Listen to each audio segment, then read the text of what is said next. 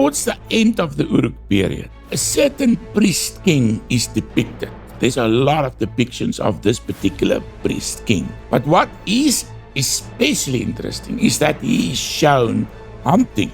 And he's shown on this hunting stela, the lion hunt stela from Uruk.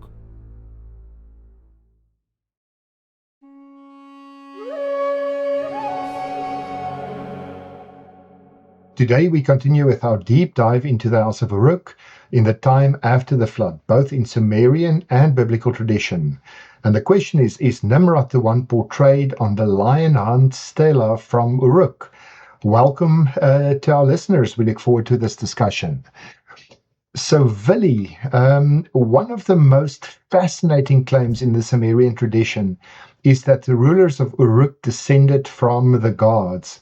How unusual was this belief and why is it so significant? Labai, yes, that is, I think, extremely interesting. The fact that the house of Uruk was regarded as having been descended from the gods.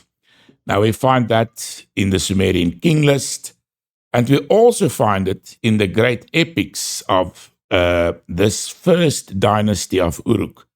In Merkar especially, he's regarded, he's often mentioned as having been a son of the sun god. So they were regarded as descendants, scions of the sun god, and thus the gods. And this is very interesting because in the Sumerian king list, the other dynasties are not regarded in this regard. We don't find that many other dynasties that are listed. None are given this high lineage as being descended from the gods. Yeah, they're not even just appointed by the gods. They were described as being divine themselves or born from, let's say, divine parentage. Yeah, so what we find is later on, some of the members of this house was regarded as gods or goddesses.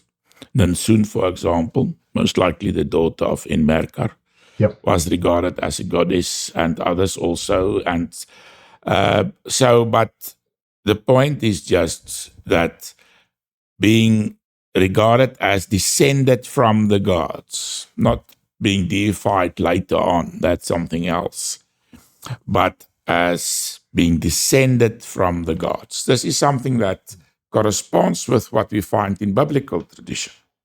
Because in biblical tradition, we find, for example, in Psalm 82 in verse 6, we read, it's a fascinating psalm, this one, about the divine council. And here we read, I said, you are gods, and all of you are children of the Most High. Now, children of the Most High is the equivalent term for children or sons of God, because the Most High in this case is God. So this is just 100%, it's the equivalent term for sons of God. Now, in Genesis 6 verse 4, we read that the Nephilim were regarded as the sons or the children of the sons of God with human maidens.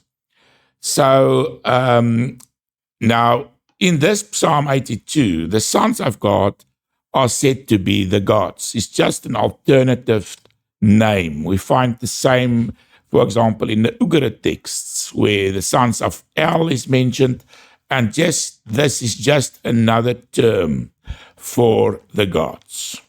So when we read then in the king list that they were descended from the gods, it's equivalent to them being the biblical tradition of them having been descended from the sons of God. In fact, the gods in Mesopotamia, and we've discussed that in quite some detail in a previous episode, were called the Anunna or the Anunnaki. Yes. And Anunna just means the sons or the seed of the prince, where the prince refers to An originally. That's the Most High God. So it's the sons of the Most High God, very similar to what we later on find in biblical tradition. And this tells us that this is what we find here is an extra biblical, outside biblical tradition the earliest one, that refers to a family, a dynasty that was regarded as having been descended from the gods, as being Nephilim then, yeah. So Willie, you suggest these claims of divine descent may preserve memories of post-flood Nephilim bloodlines. Can you take a moment to explain the evidence that leads you to that conclusion? The question is, how did the Nephilim, which according to Genesis 6 lived in the time before the deluge or the flood, came to live again after the deluge, after the flood? And this is a very extensive discussion, and we'll come back to this It was Genesis in some says detail. the Nephilim were on the earth in those days and also afterwards. And yes, and also afterwards. And the flood is just the next episodes that's been discussed. So that is what the author is referring to. So what we find in Egyptian tradition, we've discussed an entire episode discussing the Nephilim in Egyptian tradition. In this case, in the Edfu texts, we have a tradition that I believe actually originated in ancient Sumer. And in this case, there's talk of a dynasty that lived in the time before the deluge. The deluge is actually mentioned and discussed in this particular narrative, in this style, in the Edfu texts. And it refers to the seed of the earth god that fell on the ground, and 8 gods, actually 4 pairs of gods and goddesses that was born from this seed. Yes. And this is exactly what we find in Sumerian tradition, where Enki, the lord of the earth, where his seed fell on the earth, and 4 gods and 4 goddesses were born from that seed. So the seed that fell on the ground is just a symbol for the fallen gods. So we've already seen that Anuna or Anunnaki, it just means the seed of the supreme God. So the seed or the sons, that's just terminology from that early period. And here in reference to the gods, because in the case of Enki, we find that these were 8 gods and goddesses that resided on earth. Now, in the Edfu texts, what is interesting is that another 9th god were born to them. And he was a messianic child. He had a shining appearance. The August in accordance to, yes, we discussed him in some detail previously. Yes. So the Shining Ones is also interesting in both Sumerian and the Sumerian tradition and the Edfu text, and we discussed them in great detail already in a previous episode, so I'm not going to discuss them again. But what is interesting is that this messianic child that lived in the time before the deluge, that he was later on, in Egypt, he was worshipped as the sun god, as a form of the sun god. Now, if we take this development from the Shining One, who actually had the sun and moon for eyes, Yes.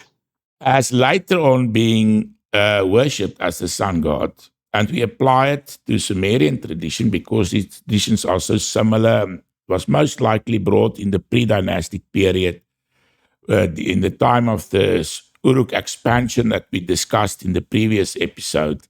It was during that period that it was brought to Egypt.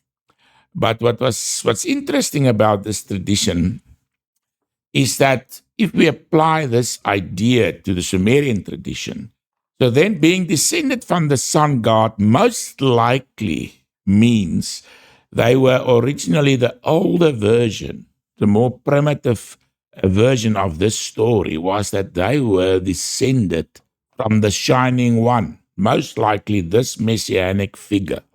So this was a very prominent messianic figure that, according to the Edfu tradition, lived in the time before the deluge in the original homeland of the gods, as it is called in the Edfu texts.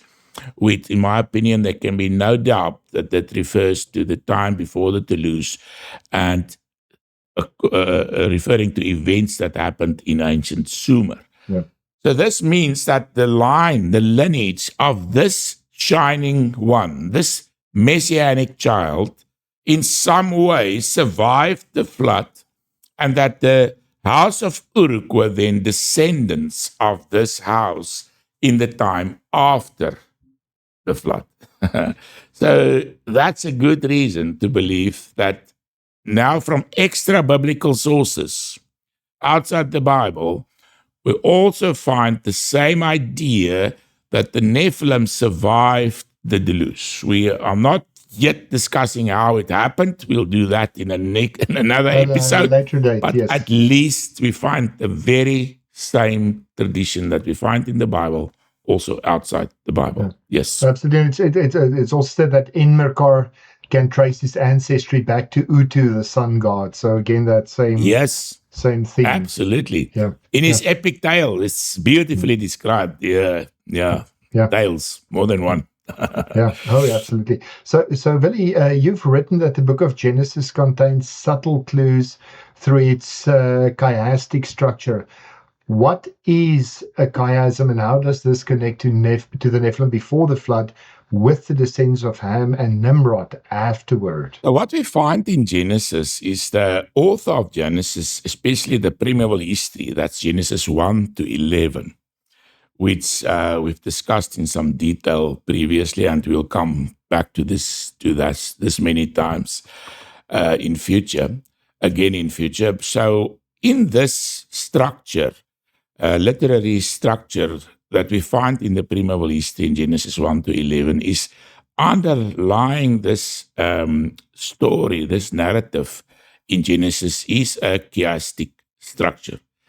Now, a chiasm means repeating concepts in reverse order. So that would be ABBA. So what happens is, in this case, it's mirror.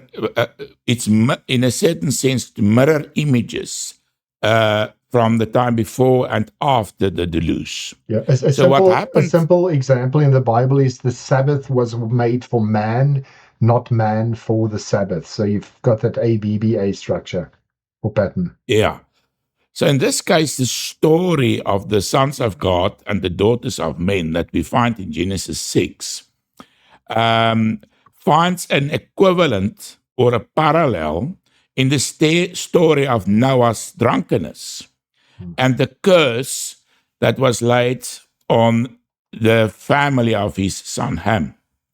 So now this means that the Nephilim that's discussed in Genesis 6 is thus identified with the family of Ham.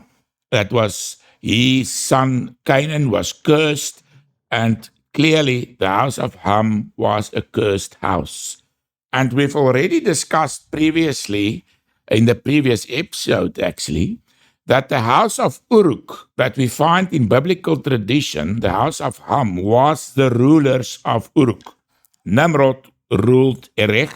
That's a biblical name for Uruk.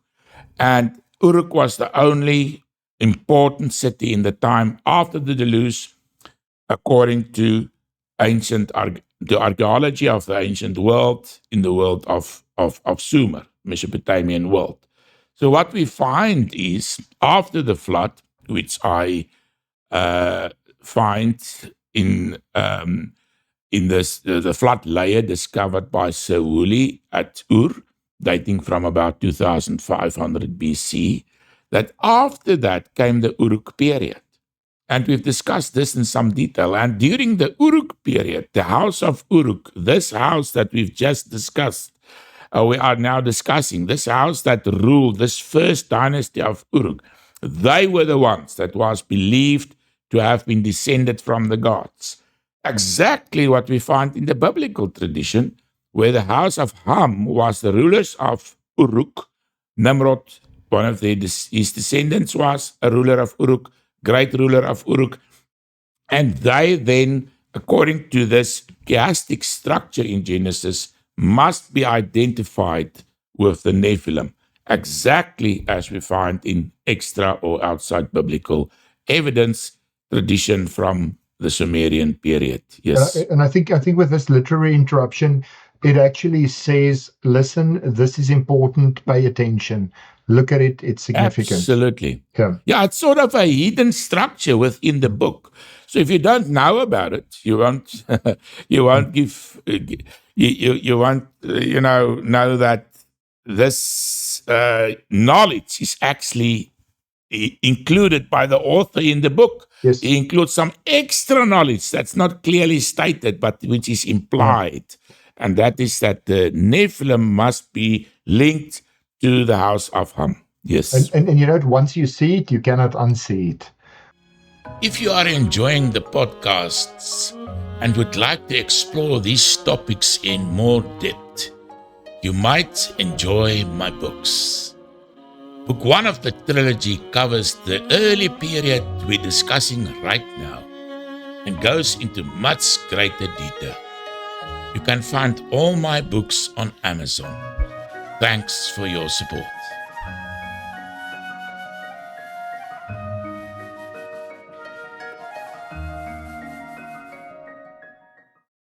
So, Willie, many people have misunderstood Noah's curse after the flood. Can you explain exactly who was cursed? Why the curse fell on Canaan rather than on Ham himself?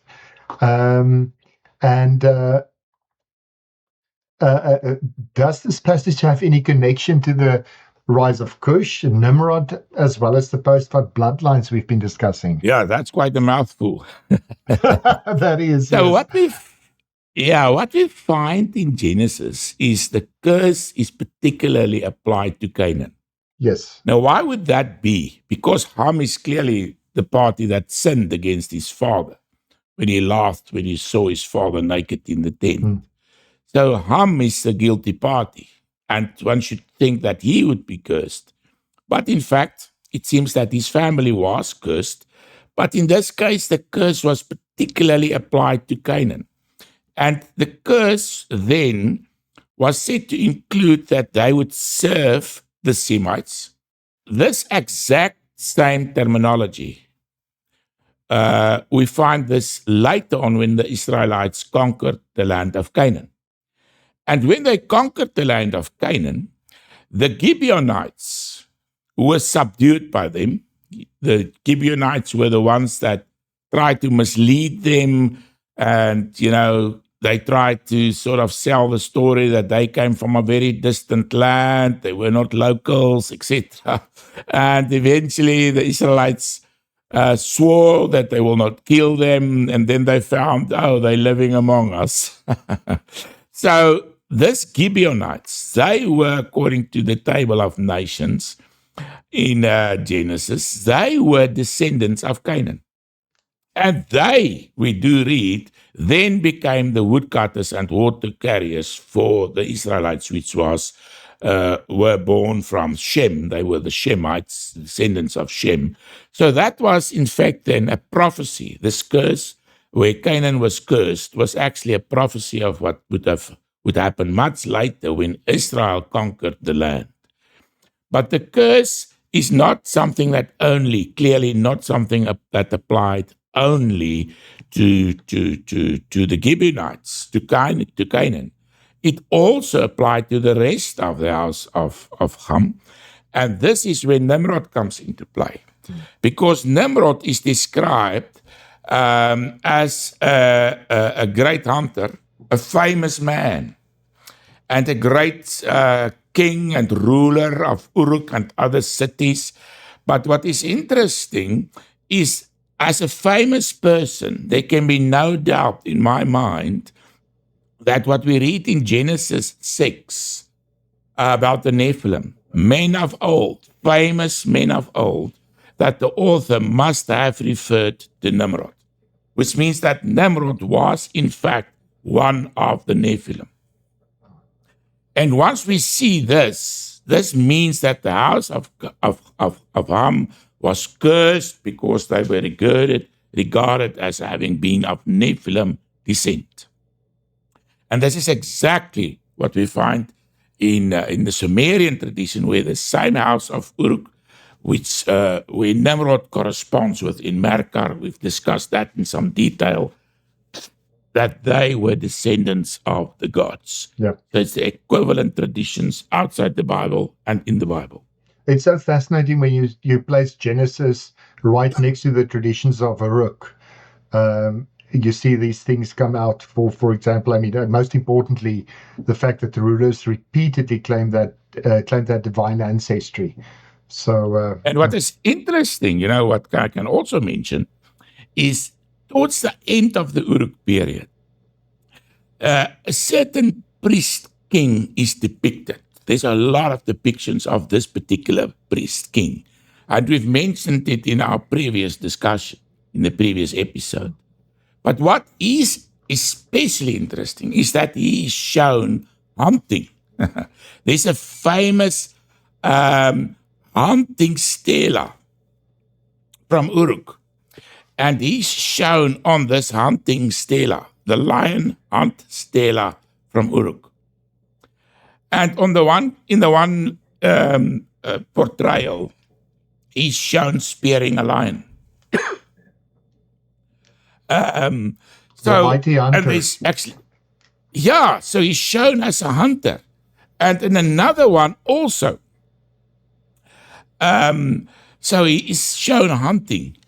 So it seems to me quite possible, especially because the house of Uruk corresponds the biblical house of Uruk, the house of Ham, and the Sumerian house of Uruk. And we've also mentioned Cush. For example, the son of Ham was Cush, and the son of Cush was Nimrod. Whereas in the Sumerian tradition, we have Cush again in the form of Meshkiach Cush. Yes. And his son was in Merkar. And Merkar is most likely the one portrayed in these scenes on this hunting, on this the stela from Uruk as a great hunter. And so it's quite possible that we actually have a portrayal of Nimrod in Sumerian history as this figure, this priest king. He's actually also, in Merkar, is actually described as a priest king. It's quite interesting in his great epic. Yes. And that he is then the hunter that's been shown here on this particular stela, yes. I just want to say, so it's very clear that Nimrod is connected to a surviving Nephilim bloodline after the flood. So what is interesting, in the one scene I've said he's spearing the lion, in the other he has a bow and arrow, he's shooting a lion. So he's definitely a great hunter, there's no doubt, this priest king. And in my opinion, we should then regard this particular image as a portrayal of Nimrod himself. Yes, so he's diversified his skills. So did you just for interest sake mention in scripture we talk about the Rephaim, the Anakim, the Emim, the Zum Zamim, and the descendants of Anak. Did you want to add anything or just comment on that as well? Especially if you look at the when we come to that age, as one of the 9 ages, we'll discuss the Anakim and all of the other groupings in Canaan in much more detail. Yeah. Perfect. So Willie, where do rulers like Lugalbanda, Dumuzi, and especially Gilgamesh fit into the story of the House of Uruk, and how much of their legacy is supported by archaeology? So what I've mentioned is these are legendary rulers. They go back long before the first writing was discovered. In fact, according to tradition, writing was discovered in Merkar, who would be Nimrod, towards the end of the Uruk period. But literary works only followed later on. The earliest literary work is one about Lugalbanda that dates from about 2500 BC, and the great epic tales was handed down by poets from generation to generation, and was only written down during the Ur-3 period. That's about 2100 BC, during the time of the Sumerian Renaissance. Now, the house of Uruk, the founder of this house, was Meskiach Kasher. We've already mentioned Kash, Yes, as Kesh. Cush. And then his son was, or the king that came after him was called Enmerkar. We've in the previous episode, discussed him in detail and show why we should consider him as Nimrod. And then after him came Lugalbanda. He had a very interesting story. He was at first, before he became king, he was the leader of the armies of Enmerkar towards the north, towards the land of Arata. And a story is told about him where on his way to the north, it so happened that he fell ill and they left him behind. And then he had a shamanistic experience. He woke up in the house of the Anzu bird, the eagle, and he himself was transformed into becoming an eagle, an Anzu. And now the eagle here is the thunderbird. The thunderbird was portrayed as an eagle with the face of a lion. So the thunderbird, he became a thunderbird. One of the family of the thunderbird, one of its chicks with its other chicks in the nest. So he had a real shamanistic experience. And then after Lugalbanda came Dumuzi. He's the last king probably of this first period of the rule of the House of Uruk. Afterwards, the Semites took control of the land. Enmebaragesi, his son Aki, and then came Gilgamesh. Now, Gilgamesh also ruled Uruk, and he was a descendant of this earlier ruling House of Uruk. And he also ruled Uruk. He ruled about 2,800. That's very much at the beginning of the first dynastic period in Sumerian tradition.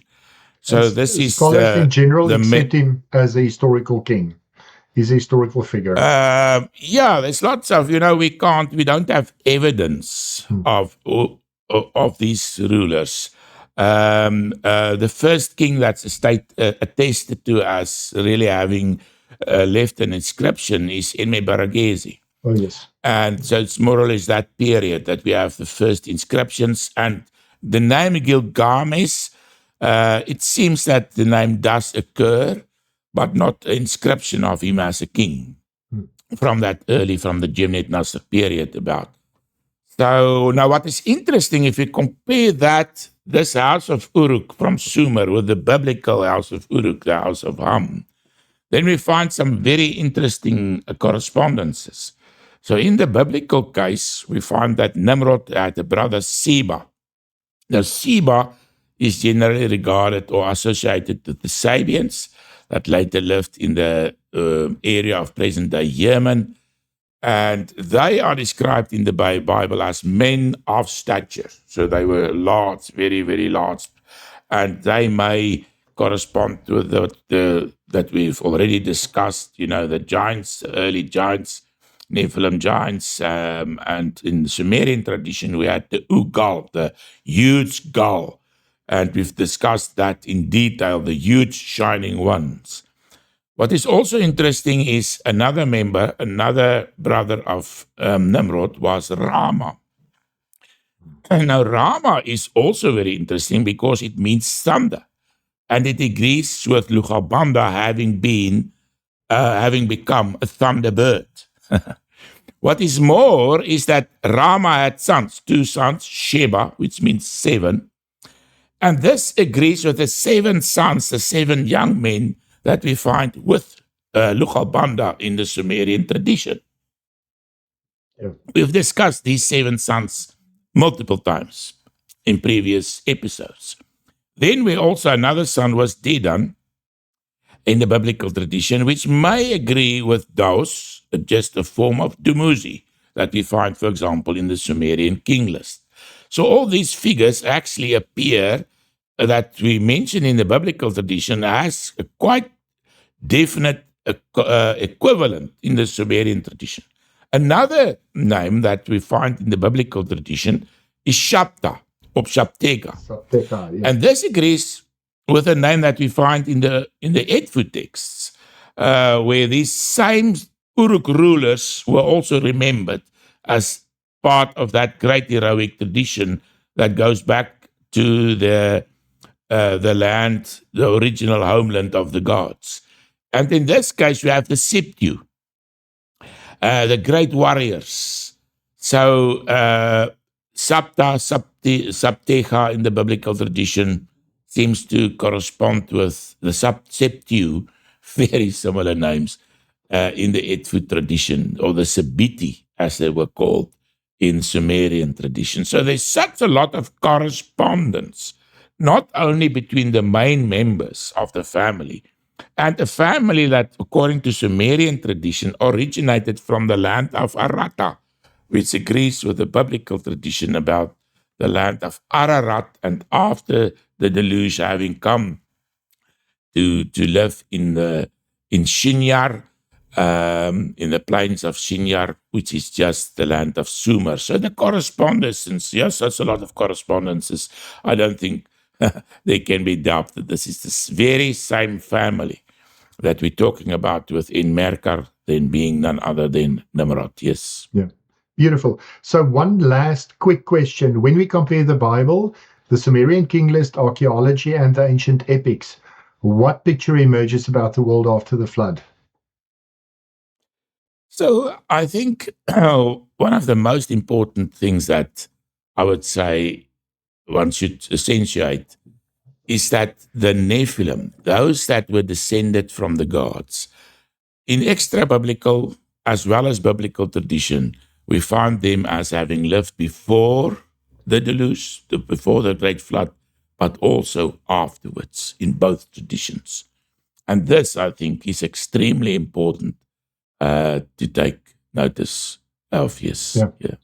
And I think just one final comment from my side as well is it's like it's not unrelated stories. Archaeology gives us our physical remains. Sumerian texts preserve cultural memory, and the Bible gives us God's theological interpretation. So everything runs next to each other. So yeah, absolutely. So Willie, the House of Uruk stands at the crossroads of history, archaeology, and biblical tradition. Whether these rulers were remembered as legendary heroes, historical kings, or descendants of an extraordinary bloodline, their influence definitely shaped the ancient world for centuries. Absolutely. Yes. So one question for our followers. Do you think the stories of the kings of Uruk preserve real historical memories, or were they legends that grew over time? Share your thoughts and comments. We'd love to hear your perspective. And for those that are constantly commenting and, sort of engaging in discussion, we really appreciate it. Thank you very much.